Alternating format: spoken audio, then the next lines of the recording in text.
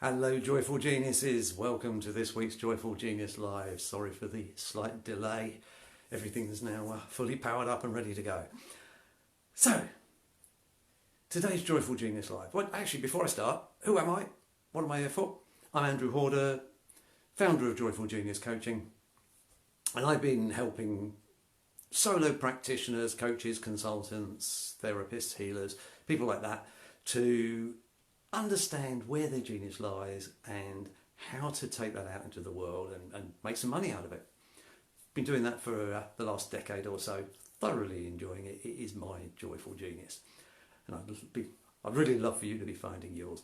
And this is why I want today to talk about the joy of work. And if for you, the whole concept of the joy of work is just so weird that it almost makes you laugh, you need to stay listening to this, because you are absolutely the people I want to be talking to about this.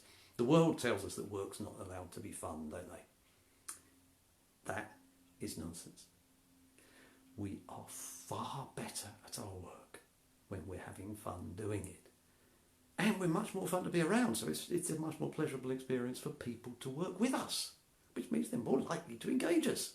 So having fun at your work is good for you, it's good for the client, it's good for everyone. Sorry, going off on one there. However, the important thing about it is enjoying your work is a choice. Enjoying, a lot of people think of enjoying as a bit of a passive thing, something happens and I enjoy it. Well, I prefer to look at it as an active verb. Enjoying. Bringing joy to, making something joyful. Yeah, a bit like my core process is encouraging potential, giving people the courage to step up and live up to their potential. With enjoying your work, I see that as an active verb, enjoying your work, making a choice to bring joy to your work and to find joy in your work. Now, before you can do that, you've got to know what joy is for you. And this is another fallacy that's out there, I think, that, there's only one form of joy. For a lot of people, it's a very spiritual experience. So it's not necessarily that bouncing up and down, childlike enjoyment, that childish glee. Well, I prefer childlike than childish. But you know what I mean? That incredible enthusiasm about everything. Everything's full of energy and movement. Now that is a form of joy. But another form of joy is that quiet bliss of just being in a pleasant's wrong word. Pleasant's nothing like a strong enough word.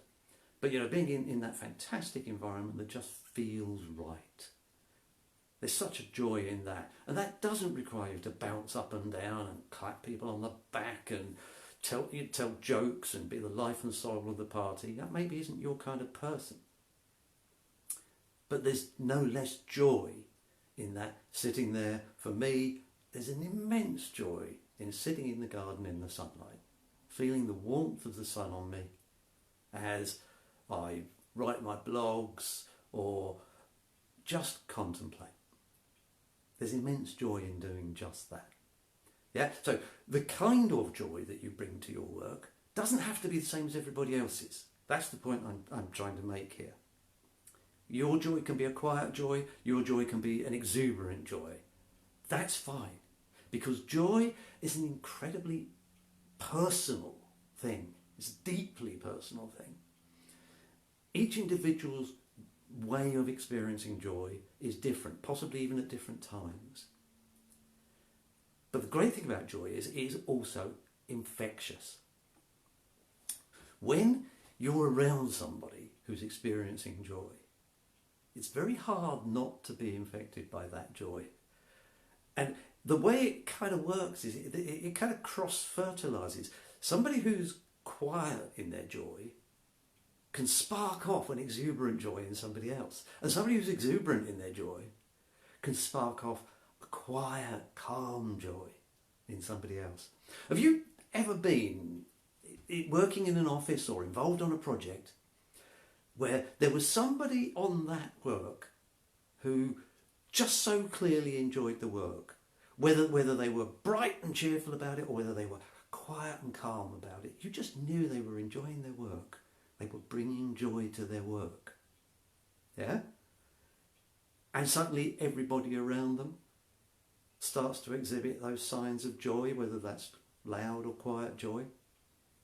You know, I remember experiences, particularly on projects that were going quite, there were some challenges in those projects where people would be getting quite grumpy in the office, myself included. I do grumpy as well, in case you hadn't noticed. Those who know me well know that I do grumpy quite well. But, all of us were in the office, it was all a bit grumpy, everything was a bit tense. And a guy came in who he just loved his part of the work. It was a fairly detailed technical part of the work. And he came in and he just sat down at his desk and got on with it. And you could see that he was enjoying it. And every now and then he'd throw a question at somebody around the office. And the way that the question was put out wasn't, all cheerful, laughy. It was just, there was something about it that was joyful. And people started to respond to him, and then they started to banter a little bit amongst themselves, and the loud ones got louder and the quiet ones got quieter and calmer in their work. And all of that from one person coming into the office in a joyful mood. And that is a choice. So, how do you get more of that in your work? That's the point. It's a choice. Yeah? Make enjoyment a choice. Make it an active verb. Seek the joy in your work. Deliberately bring the joy to your work. You will enjoy your work more. People will enjoy working with you more. Now, if you don't know what it is that's going to allow you to find joy in your work and bring joy to your work, then we probably need to have a call.